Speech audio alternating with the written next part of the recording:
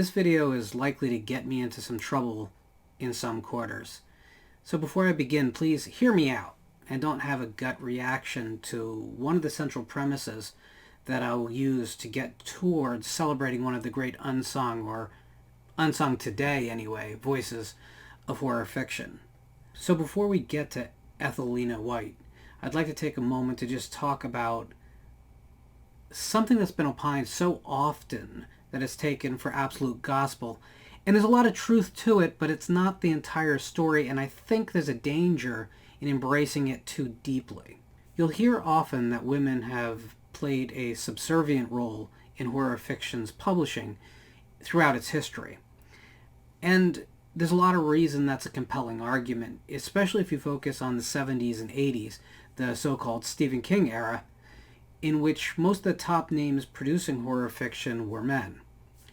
This seems to be really the product of marketing more than anything else, because there were a lot of great female voices working in the horror genre, but they didn't seem to get the traction of many of their male counterparts. Stephen King became such an absolute titan in the genre that the publishers seemed to want to just promote something that was like Stephen King, including the gender. But horror's history tells a little bit different of a story. In fact, it's a very different story if you look in the right places. When we go back to the beginning of the previous century, the first major movement in horror fiction, or what we call horror fiction today, because that's a relatively recent term, it was the weird story. Most recognized today through the works of H.P. Lovecraft, there was an entire generation of writers working in pulp magazines, and with very few exceptions, they were all male.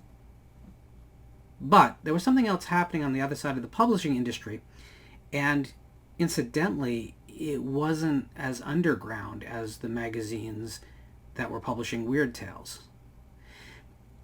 The Gothic romantic mystery was this very specific genre of publication. They were paperback originals, and you have to remember the paperback original was a fairly new form at this time. And the thing about it is, if weird fiction was almost entirely male, well, the Gothic romance mystery was almost entirely female. And it wasn't a short-lived movement either. It began in the 1920s, basically, don't jump down my throat again, and continued strong right up through the 70s, and even, arguably, with V.C. Andrews, through the 80s and right till today. But what are we talking about? You heard the word romance and the word mystery in there. Well, keep in mind that before you get worried about the influences that this fiction had from and to other genres, remember that the weird tale actually was closer to science fiction than horror of its time. So let's take a look at a couple titles, and that should help us have a better understanding of what we're talking about. Things like Witch's Hammer by Caroline Farr, The Nightmare Legacy by Jane Corby, House of Strangers by Jennifer Hale, or Glimpse into Terror by Clarissa Ross.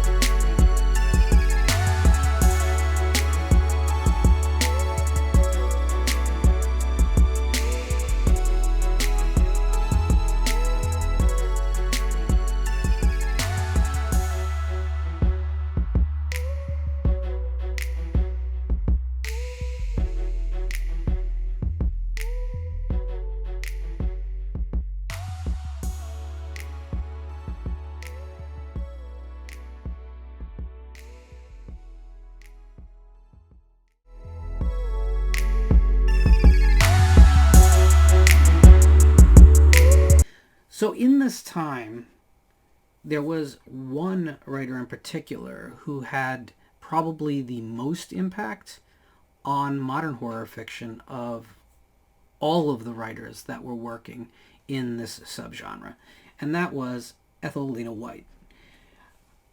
Horror fans will, of course, find much to enjoy in her work, whether we're talking about Wax or her masterpiece, in my opinion, The Spiral Staircase.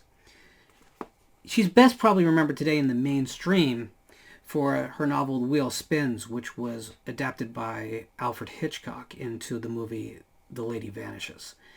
But the film adaptation of The Spiral Staircase, originally titled as Some Must Watch, is also absolutely a film classic and a touchstone of the genre in many ways. It's the quintessential quiet horror film.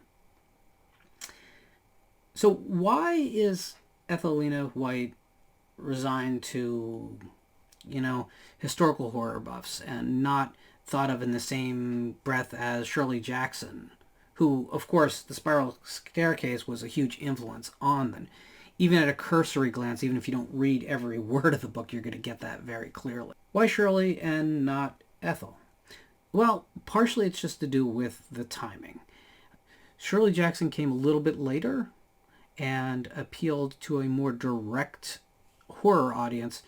Publishing had changed, and many of the Gothics were now being marketed more as general fiction by that point and not as paperback originals. Also, the film adaptation from Robert Wise is obviously, it's just one of the big horror films of all time. And we know, just like Stephen King benefited greatly from movies like Carrie and The Shining to become the household name he is today, Shirley Jackson enjoyed that. But when your novel is adapted into a movie by Alfred Hitchcock, the title just becomes a Hitchcock title more. And it's worth considering, too, that she didn't just write Gothics. She did write straight mysteries and even some comedy. But she did write straight horror, mostly in the form of short stories. Ethel Lina White was writing at the same time as H.P. Lovecraft for most of her career, and yet they couldn't be more different in their approach to literature. Whereas Lovecraft is wordy and dense, and he builds mood and atmosphere through basically word salads that I personally love for their strange asymmetric poetry. Whereas Ethel Lina White was very much a nuts and bolts writer. She relied much more on dialogue, something that Lovecraft did not want to go near if he didn't have to, and on characters. All of her characters have a certain haunted quality to them that is probably the textbook example of how to do that for horror fiction readers. Also, there was always a sense of adventure in her work that built as the work went on. So even as the stories got darker and scarier, at the same time, they got more and more fun. And that's something that even writers today who tend to go for more of the visceral thrills tend to lose the ability to successfully move towards the ending with that kind of fun inertia. She always landed the endings, something that the horror genre as a whole has had a problem with, but not White. White's fiction always built to a crescendo and absolutely delivered. We hear a lot that women have had to struggle in the horror genre, and I think that is true in certain areas. The Gothic romantic mystery that is not true of. And I think we ignore the impact of this subgenre at our own peril, because outside of mythos fiction, I would argue that the work these writers put in has more to do with the development of the modern horror novel than your Robert Chambers and your H.P. Lovecrafts and your Frank Belknap Longs. So I think it's important that before we make the argument that women have been suppressed in the genre, we understand that their contributions, especially in that period from the 1920s through the 1950s and continuing on till this current day, of course, inside the Gothic tradition, I would argue probably has played a more prominent role in developing modern horror. Now, if we're talking about who has gotten more respect That is a serious issue that we should all confront. But that is why I say, let's stop saying that women haven't had their due and start giving them their due. Start recognizing all these great writers that came out with so much fiction for a specific audience, yes, but great fiction. If we don't start to recognize them as the huge contributors to the genre that they are, then we kind of deserve to get the same wash, rinse, repeat from the same type of people and the same type of storytellers. We have to celebrate the truly great that have come before. And Ethel Lina White is a great example of that. Someone who contributed so much, and yet I think in the last year I've heard her name come up once in the horror community and all the discussions about horror fiction. That's got to change. I don't mean to downplay the contributions of all those other female writers who worked in the Gothic mysteries and really built the foundation of modern horror storytelling. In fact, please go to eBay today or Abe Books today. Amazon, it's there if you know what you're searching for.